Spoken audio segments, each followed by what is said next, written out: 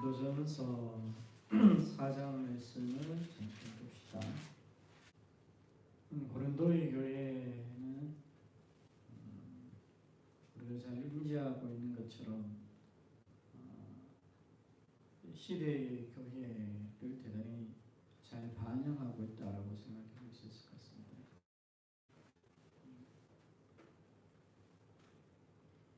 시대마다 수많은 고린도 교회가 존재한 거라고도 볼 수 있겠죠. 그래서 우리는 고린도전서 속에서 바울이 얘기하고 있는 메시지들에 주목해야 될 필요성이 훨씬 더 다가온다라고 할 수 있을 것 같습니다. 오늘 우리 시대의 교회의 모습을 우리는 고린도 교회의 상황 속에서, 자리 속에서 발견해 볼 수 있어야 될 것이고요. 우리의 문제가 무엇인지, 우리가 어떻게 삶을 살아가려고 하고 있는지를 깨닫는 것들이 필요하겠죠. 그런 가운데서 사도가 들려주고 있는 그 메시지들을 우리가 어떻게 겸손하게, 겸비하게 받아들일까에 대해서 고민하는 것들이 필요한 것 같습니다. 사장 속에서 바울이 고린도 교회의 성도를 향해서 이렇게 얘기하는 부분들이 있습니다. 8절에 보면 너희가 이미 배부르고 이미 부유하고 우리 없이 왕노로 탄다라고 얘기하고 있는, 잘 알고 있는 고린도 교회가 가지고 있는 가장 심각한 문제 중에 하나라고 볼 수 있습니다.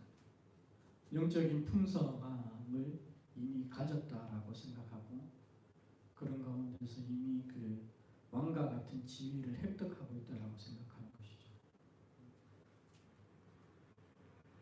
이 근본적인 인식이 그들이 만들어가고 있는 고린도 교회의 문제들을 양산해내고 있는 거라고 볼 수 있을 것 같습니다. 고린도 교회 성도들은 자기 자신들이 이미 풍성한 영성을 가졌다고 생각하고, 그 풍성한 영성 속에 지식, 알미라는 것 역시 포함되어 있다고 생각하고 있습니다. 그렇기 때문에 더 이상 그들은 배울 필요가 없는 거라고 볼 수 있을 것이고, 자기 자신들의 판단이 영적인 풍성함을 담아내고 있다라고 생각했던 것들을 보게 됩니다. 그렇기 때문에 우리가 보고 있는 것처럼 고린도 교회 속에서는 파벌이라는 것이 발생되었던 것을 봅니다. 자기 자신들이 누군가를 지지하고 누군가를 지지하는 것을 통하여서 힘을 얻고자 하는 욕망이 표출되어 가고 있는 것들이 이제 고린도 교회가 안고 있는 가장 큰 문제였다고 볼 수 있고요. 고린도 교회가 그런 모습으로 나갔던 것들은 오늘 지금 바울이 8절에서 얘기하고 있는 것처럼 너희가 이미 배부르고 이미 부유하고 우리 없이 왕노로 탄다라고 얘기하고 있는 이 삶의 태도로 말미암았다라는 것들을 얘기해주고 있습니다. 그러나 바울이 얘기하는 것은 정말 그러면 좋겠다라는 이야기겠죠. 그러면서 역설적으로 너희 생각이 얼마나 거짓되고 자기 기만적인 것인가를 드러낸 거라고 볼 수 있습니다. 바울은 복음을 얘기하게 될 때에 십자가의 중심성을 늘 붙들고 있는 모습을 보여주고 있습니다. 그래서 고린도전서 1장 23절 속에서도 그렇고 2장 2절 속에서도 그렇고 바울은 십자가에 달리신 예수 그리스도를 계속해서 강조해서 우리 가운데 달려주고 있는 거죠. 그러니까 바울이 복음의 핵심을 얘기하게 될 때 사용했던 굉장히 독특한 표현이라고 우리가 한번 생각해 봤잖아요. 그죠? 십자가에 달리신 예수 그리스도.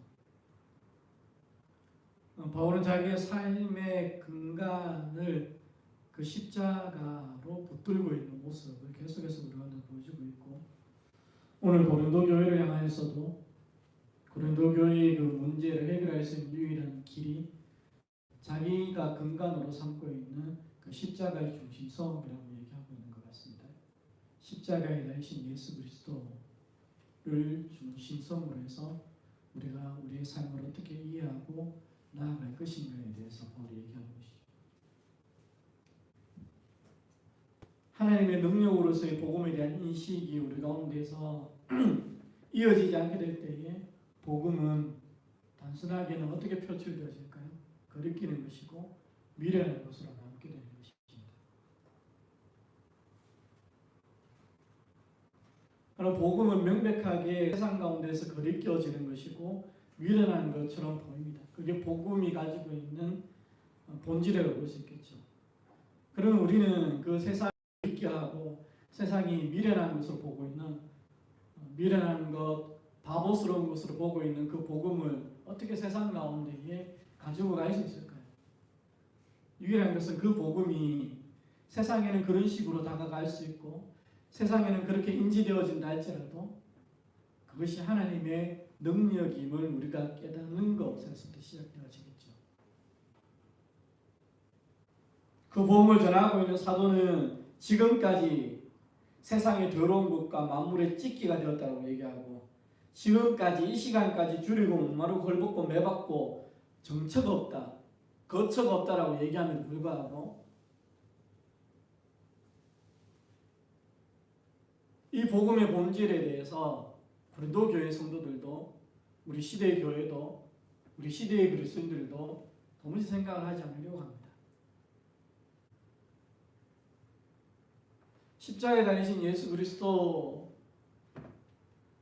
이 복음이 하나님의 능력이 되는 것은 고린도서 15장 속에서 얘기하고 있는 것처럼 하나님이 이 복음으로 말미암아서 만물 안에서 만물이 되셨기 때문이라고 얘기하고 있는 거죠.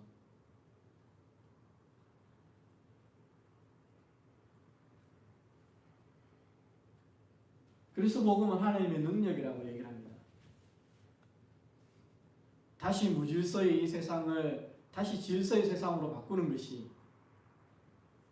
이 죽음이 지배하고 있는 이 세상을 생명이 지배하는 하나님의 나라로 바꾸는, 당신의 통치의 나라로 바꾸는 것이 이 복음이기 때문에, 그래서 이 복음은 하나님의 능력이라고 얘기를 합니다.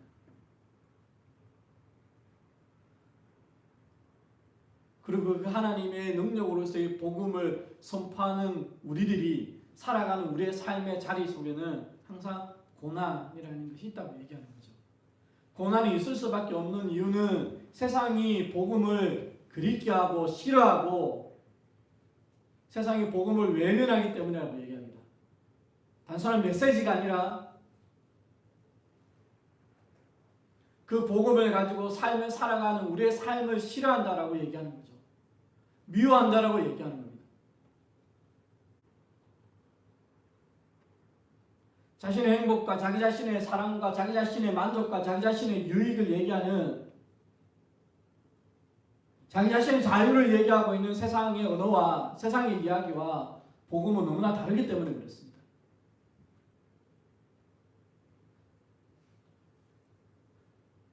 그래서 이 하나님의 능력인 복음은 세상 가운데서 거리껴지는 것으로서 다가갈 수밖에 없는 것이고, 그렇기 때문에 이 복음을 전하고 이 복음의 삶에 살아가고 있는 그리스도인은, 교회는 늘 고난과 맞닿아 있게 될 수밖에 없다는 걸 얘기하고 있습니다. 성도는 서로의 유익을 위해서 존재합니다. 사역자는 성도의 유익을 위해서 존재하겠죠. 또래 얘기하면 성도를 세우고 교회를 세우기 위해서 사역자는 존재하고, 다르게 얘기하면 여러분들도 신자는 내 앞에 있는 하나님의 백성을 세우기 위해서, 내가 몸담고 있는 교회를 세우기 위해서 존재한다라고 얘기할 수 있을 것입니다. 그 이야기를 4장 15절 속에서 바울이 얘기하는 거죠. 그리스도 안에서 1만 스승이 있을 때 아비는 많지 아니하니 그리스도 예수 안에서 복음으로서 내가 너희를 낳았다. 그러므로 내가 너희에게 권하노니 너희는 나를 본받는 자가 되라.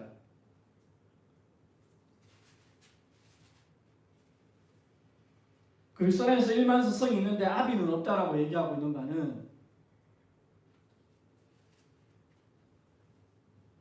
가르침이라는 것은 있을 수 있는데, 동일한 어떤 메시지를 전할 수 있는데, 그 메시지를 전하는 동기가 세움이 아니라, 성도의 유익이 아니라 내 앞에 있는 지체의 유익이 아니라 내가 몸담고 있는 교회의 유익과 세움이 아니라 나를 위함이라고 얘기하고 있는 것이겠죠.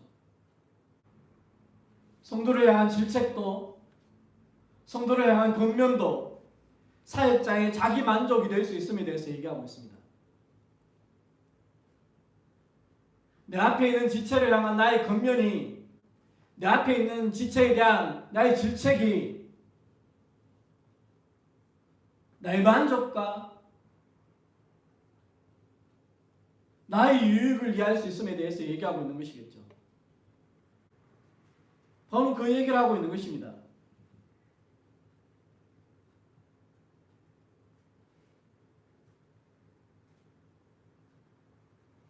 자기 자신은 너희의 유익을 위하여서, 교회의 유익을 위하여서, 너희의 세움을 위하여서, 교회의 세움을 위하여서 나는 서 있다. 그걸 표현하기 위해서 나는 아비의 마음으로 서 있다라고 얘기를 하는 겁니다.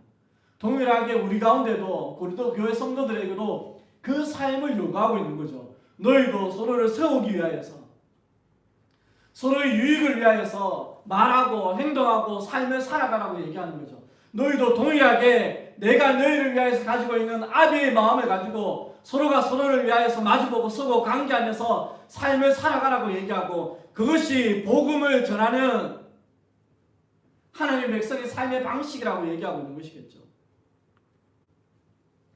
10절 속에서 바울이 다시 이런 얘기를 하잖아요. 우리는 그리스도의 영광으로 미련하되 너희는 그리스도 안에서 지혜롭고, 우리는 약하되 너희는 강하고, 너희는 존귀하되 우리는 비천하여. 바로 이 시간까지 줄이고 목마르고 헐벗고 매맞으며 정처가 없다. 우리가 지금까지 세상이 더러운 것과 만물의 찢기같이 되었도다. 굉장히 자극적인 표현이죠.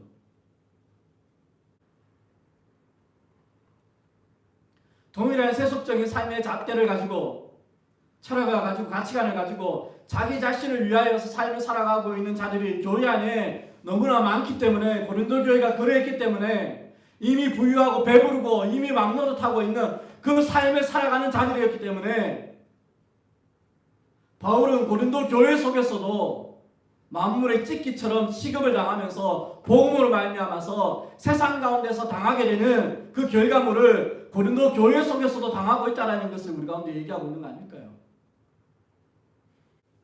그래, 끊임없이 자기 자신이 이익을 추구하는 그 삶을 살아감으로 권력투쟁하고 힘에 대한 욕망 속에서 자리를 차지하고자 하고, 차지한 그 자리 속에서 누군가를 지배하고, 그 지배하고 있는 그 지배 속에서 지식적 가르침으로 말미암아서 그 경륜으로 자기 만족의 도구로 삼고 자기 권력의 도구로 삼는 그 비참한 삶을 우리가 살아가고 있고 교회가 살아가고 있는 이유가 거기에 있는 거라고 볼 수 있겠죠.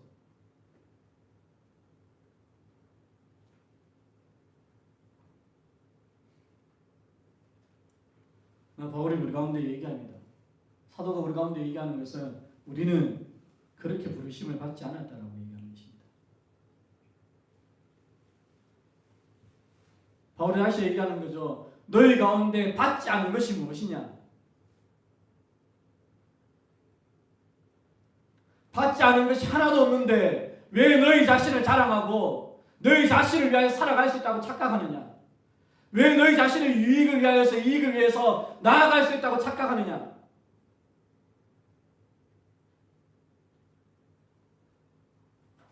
다시 바울이, 다시 사도가 우리 가운데 들려주고 있는 메시지를 기억하고 우리가 복음을 이해하고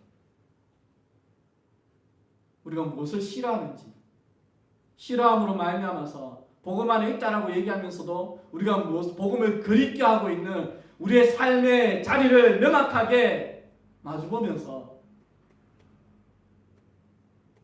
우리 다시 무릎을 꿇고 다시 겸손하게 하나님 앞에 서서 다시 복음 안에서의 삶을 저 여러분이 살아갈 수 있게 되기를 소망합니다. 여기까지 할게요.